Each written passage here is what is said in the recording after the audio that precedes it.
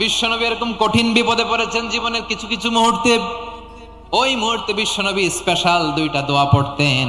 এই দোয়াগুলো আপনাদেরকে জানিয়ে দেয়। বিশ্বনবী বলেন, কঠিনতম বিপদে যখন পড়বা, দেয়ালে পিঠ থেকে যায়, চোখে মুখে অন্ধকার, বাঁচার কোনো উপায় নাই, তখন পড়বা লা ইলাহা ইল্লা আনতা সুবহানাকা ইন্নী কুনতু মিনাজ জালিমিন।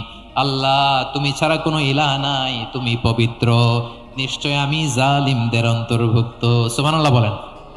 এই দোয়া সাইয়েদনা ইউনূস আলাইহিস সালাম পড়েছিলেন যখন মাছের পেটে ছিলেন। কিসের পেটে?